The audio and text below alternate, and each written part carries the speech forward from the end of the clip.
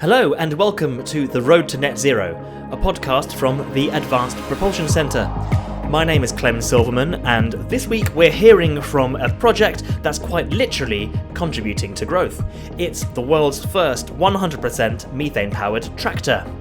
The low-carbon T6 tractor runs on biomethane made from recovered cow dung, and it was developed by CNH Industrial through an £18 million project on one of our collaborative research and development competitions.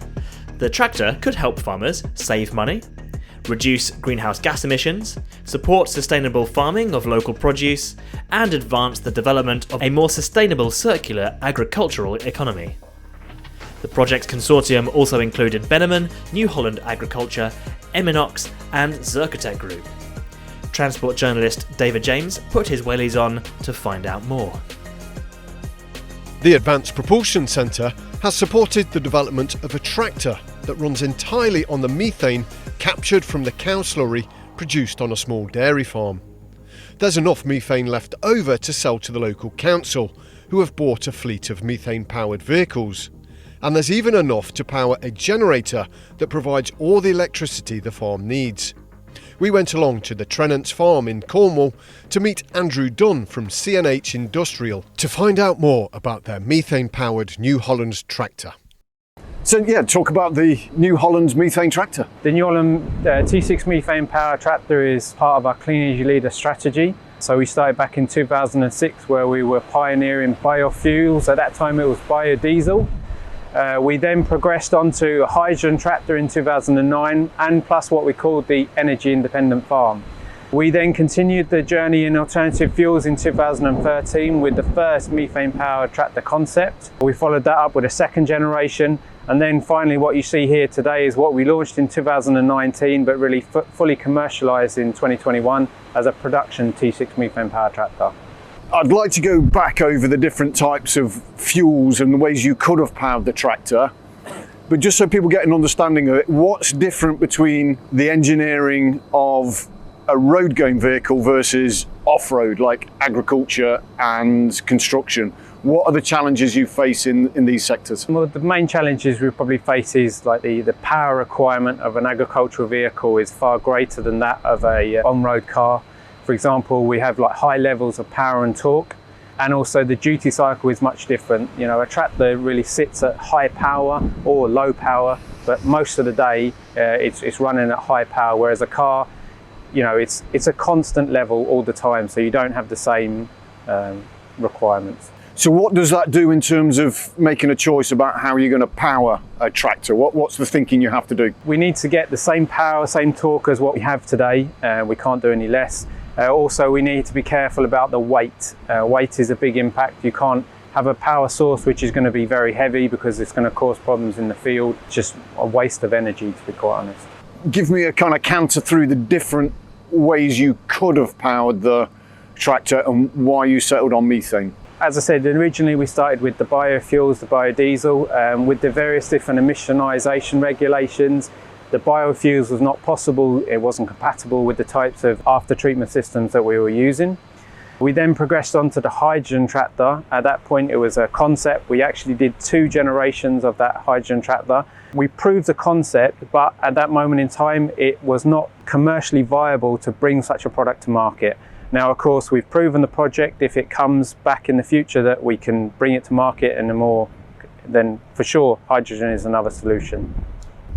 Now, just sticking with hydrogen versus the methane tractor, the engine. So the difference between a fuel cell, the complications of a fuel cell versus the engine you have in the methane tractor. Well, the fuel cell uses a lot of precious metals inside of it to create the fuel cell. Whereas the T6 methane powered tractor, you know, most customers will look at that engine and think that's a diesel engine, because it's only really the top half of the engine is really changed to be compatible to use gas. And what does that mean in terms of, as a business, your supply chain, investment decisions, manufacturing? Why is that a big advantage? It's a big advantage because our production facilities are set up now to deal with like diesel engines. This engine can go around the same production process as the current production tractor. So there's no really implications to, producing the methane or producing the diesel tractor. They're both on the same line, following the same process. So what is difference between a diesel engine and your methane engine? So the diesel engine, of course, versus the methane engine, the main difference, of course, is the top half of the engine, which is meant to handle with gas. The other main differences are we don't have a diesel tank, we have cylindrical fuel tanks that hold the compressed natural gas. Other than that, it's the same. So what are the challenges you faced in turning this into a production-ready model? The main tricky point with the methane-powered tractor, of course, is autonomy. To get the same level of autonomy that we have on diesel, you have to package a lot of tanks. 1 litre of diesel, you need 5 litres of methane. So you can imagine the volume of tanks we would require. So that has probably been the biggest challenge. We have overcome it. You can see on the tractor in front of us, it has what we call the range extender. So on the tractor, you have 185 litres of methane. The range extender is another 295 litres. So we're well over doubling the autonomy by adding the range extender. And just talk about methane as a fuel. What kind of characteristics does it have in terms of how much you've got to pressurise it? Well, what have you learnt about methane that I don't know yet? So the tractor we see here is a compressed natural gas methane tractor. So we're taking the methane and we're compressing it to 200 bar. That's what it's stored on this tractor. Regulations say that it has to be that pressure. Other markets like the US, it's up to 250 bar, meaning you can store more on the tractor. Again, it's something that with time, maybe pressures will change. We'll be able to store more in the same space that we have by just increasing pressure. So it's probably the first question, because I'm mindful the audience won't have got the context yet, but where's the methane coming from, I suppose, is the important innovation. Yeah, well, so back when we started with the hydrogen tractor, we also coined the phrase the energy independent farm. And the idea was that farmers could produce their fuel from waste products on their farm and power their machines, completing the cycle.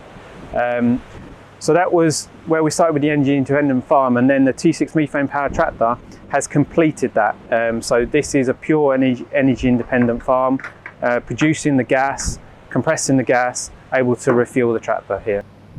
So where does it come from? Talk us through the nuts and bolts and the gritty reality of how you're making methane on this dairy farm. So this dairy farm here in Cornwall is using the Benjamin solution. So the cows up the top there, they're supplying their manure. It's scraped then into the holding pit that goes into the covered slurry lagoon. Gas is emitted from just sitting there by the anaerobic digestion. Then that is cleaned, put back in, stored on top of the slurry lagoon. So it's storing the gas. Then we're further cleaning it and then further compressing it, and then it's ready, a fuel grade clean fuel. So in a regular dairy farm, they have slurry lagoons, but what normally happens to the methane? So on a regular dairy farm, they're storing their manure inside the slurry lagoon, but of course they're not covered today. So the methane is just emitted into the atmosphere. So it's wasted, it's lost, whereas the solution we see here, we're capturing that fugitive methane and making use of it, and it can be part of the whole cycle of the farm. Now actually methane's quite a big deal as a greenhouse gas as well, isn't it? Methane is quite a harmful greenhouse gas. So again, having it wasted and lost into the atmosphere is not good. So if we can capture it and use it, it's more sustainable and a better way forward. So this farm isn't just powering the tractor, it's got surplus fuel that it's doing other things with. So on this farm, they're powering the tractor is one solution. They're also powering, they have their FPT hybrid genset here, which is giving them electricity, but then also their excess fuel is able to sell it as an off-farm, so they're also able to create extra revenue by selling the additional gas.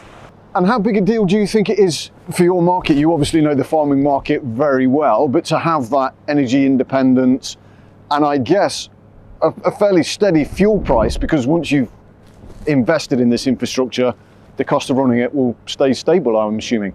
Well, as we've seen with the instability around the world with fuel prices, increases, etc., the ability for the farmer to produce his own fuel at a fixed cost, I think is long-term the best way forward. Now, this project to develop the tractor was part funded or entirely funded by the Advanced Propulsion Centre. Just talk about their involvement. So the APC, they help support the funding of this tractor to bring it to market, to really design some of the more innovative parts of the tractor. The other key point about the APC project was introducing us to partners we wouldn't have been able to talk to in the past, and bringing technology that wasn't really focused on agriculture, like F1, etc., bringing that technology into the agricultural segment and solving problems that we had that needed to be solved with technology that was able to be found with the support of the APC. Now, obviously, APC money is taxpayers' money. What's the return on investment for UK taxpayer? The return on the investment, so of course there's the R&D and there's the jobs that have gone involved with the R&D. There's also the manufacturing of some of the components which are on the tractor here. And of course there is the overall production of the tractor at our production facility in the UK. How's the future looking for your methane-powered tractor? The future's looking bright, so it's an emerging market, but of course, as the example here we see this farm, farmers that are looking at sustainability and want to move in this direction, this tractor is a big step and completing their energy independent cycle. Now, obviously this is the test site. It's the first one potentially in the world, but the story's continuing on. I hear there's new projects coming forward. Yeah, so this project down here in Cornwall was part of a pilot project with 6 pilot farms in this area, but this is something that's going to be rolled out across UK, Europe, the world, etc. There's a lot of potential for it. So obviously you've proven this use case on a farm. Can you see other applications for methane? This tractor here uses what we call the FPT 6.7 litre NEF engine. That engine is also used on a variety of our other products, so there's no reason why we couldn't implement this methane powered solution on some of our other tractors and telehandlers and combines, etc. So I guess we're looking to a future where farms are almost, I don't know about a circular economy, but certainly a circular energy usage. Yeah. So farmers, if they're going to be energy independent in the future, I think that's good for them. It means they have stable costs, they're more sustainable, it's more future-proof. Andrew, thanks very much. Thank you. And thanks, David, for that interview. Thank you for taking the time to listen to this episode of The Road to Net Zero. To watch the video on this project, read the case study, and to know more about the APC's collaborative research and development opportunities, visit apcuk.co.uk.